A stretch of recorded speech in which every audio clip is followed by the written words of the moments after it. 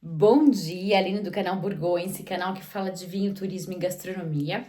E hoje eu quero ressaltar um tema que vocês me perguntam sempre sobre a influência da safra no vinho. Muitas vezes vocês me veem com uma listinha quando eu dou assessoria aqui, essa safra foi boa, essa não foi boa. 2005 realmente na Borgonha sabe-se que é uma safra icônica, como 95, como 99, como algumas outras. Mas eu acho que quando vocês estão aqui, vocês têm que se deixar levar, né? Degustar, porque muitas vezes tem sim as safras icônicas e tem outras safras que na época a crítica não falou tanto, a mídia não falou tanto. E quando você degusta, o vinho tá muito bom.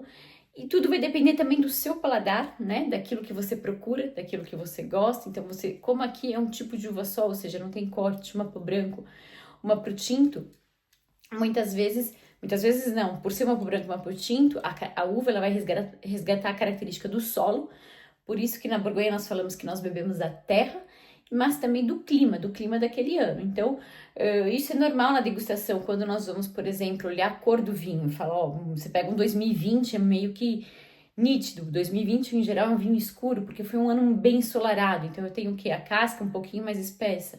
É como se nós estivéssemos mais bronzeado. E vai dar logo um vinho mais guloso, mais frutado, mais cheio de corpo. Aí você pega o 2021, que eu falo muito, porque são dois opostos, né? Ou seja, um completamente diferente do outro. 2021, a verdade é que no início, na juventude, né? Lá em 2023, né? Era difícil tomar 2021 porque tinha muita acidez. 2021 na Borgonha foi um ano que choveu demais, foi um ano que não teve sol. Então, quando eu falo muita chuva, mais diluído, né? Então, mais fresco. E aí, então, a característica em relação ao 2020 vai ser um vinho, na própria cor, é muito nítido quando você coloca um 2020, um 2021 no tinto, eu tô dizendo, um ao lado do outro. 2021 mais delicado, mais discreto, mas há quem prefira. Então, muitas vezes não foi talvez a mesma crítica que o 2020, mas há quem prefira vinho mais delicado. E na Borgonha, outra coisa que nós vamos ressaltar é que nós, os produtores falam que não existe ano ruim, existe o ano difícil. E cada vinho, né, cada safra vai ser a característica daquele ano. Então, eles falam que se remete à história daquele ano. Então, teve chuva, se foi mais quente, se foi mais frio, uma colheita mais tardia, uma colheita mais precoce. Enfim, tudo isso vai influenciar.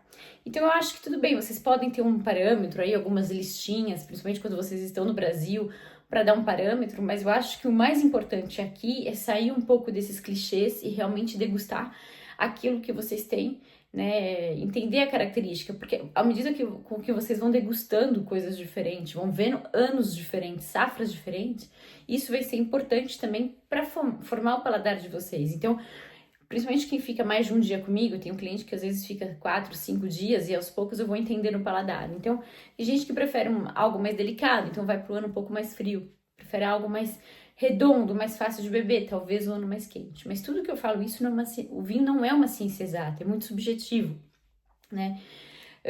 Tem vinhos, por exemplo, tem produtores que surpreendem, então tem produtores que vão surpreender com anos difíceis, como foi o caso, por exemplo, do mais recente de 2021.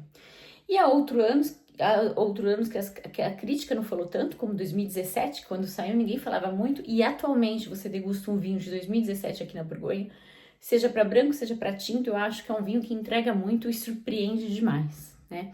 Então, justamente essa é a beleza e o charme do vinho. Cada safra é uma safra, ok? Eu posso tentar procurar na safra aquilo que eu busco como característica. Se eu quero um vinho mais potente, mais encorpado, em geral, tô falando bem em geral, não é uma regra, eu vou para um ano um pouco mais quente.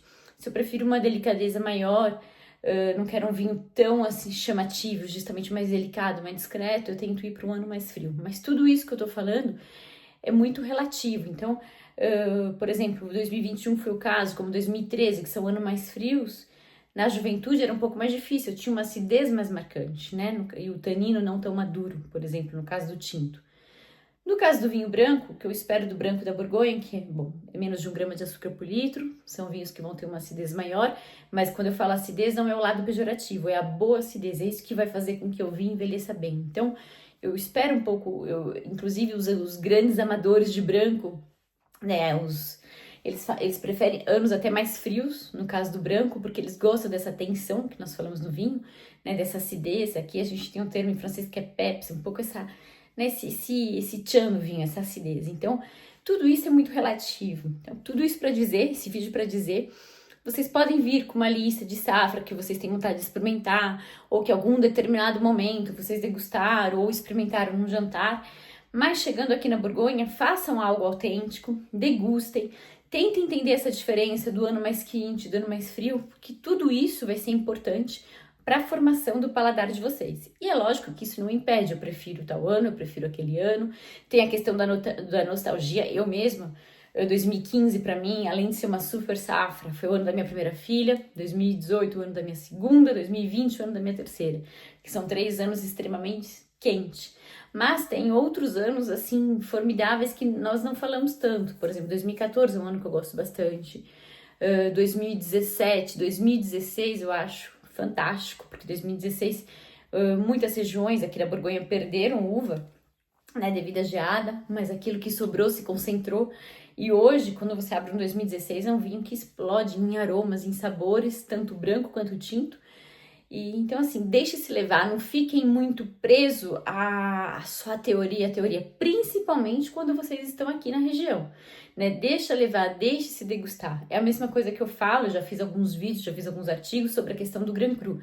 Grand Cru é formidável, a gente espera o equilíbrio perfeito, mas tem tantos villages, super village, tem tantos Premier Cru fantástico. Então, se deixa essa oportunidade de degustar, né, aqui, seja em restaurante, seja nas vinícolas, nos passeios, entender o vinhedo, porque vocês vão ser surpreendidos e isso vai fazer com que vocês entendam cada vez mais da Borgonha e formem o paladar de vocês, né, à medida com que vocês vão formando, vocês vão conseguir fazer belas escolhas.